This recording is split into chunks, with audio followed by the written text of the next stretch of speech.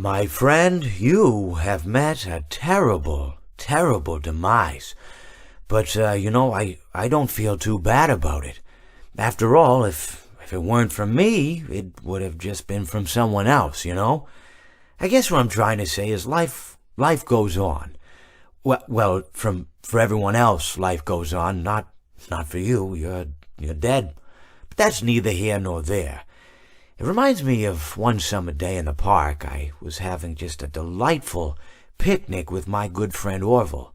And I said to him, Orville, I have a story. And he said to me, what's the significance of the story? And I said to him, Orville, not every story has to have significance, you know? Sometimes a story is just a story.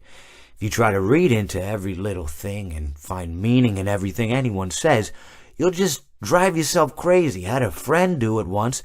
Wasn't pretty. We talked about it for years. And not only that, but you'll likely end up believing something you shouldn't believe and thinking something you shouldn't think, or assuming something you shouldn't assume, you know? Sometimes, I said, a story is just a story. So just be quiet for 1 second of your life and eat your sandwich, okay?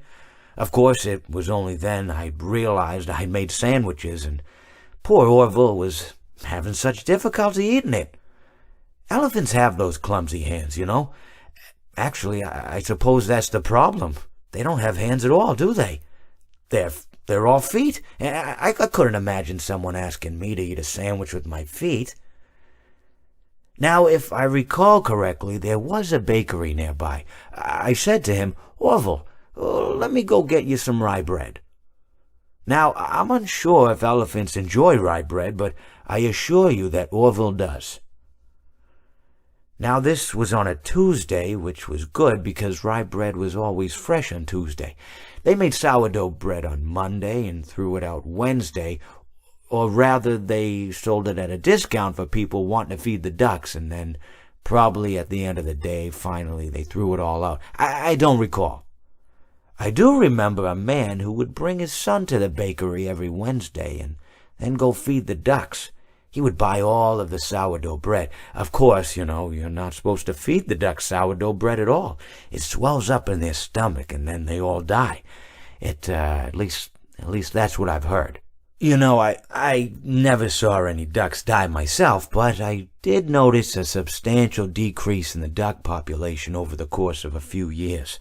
I just never thought to stop the man and tell him that he was killing the ducks by feeding them sourdough bread.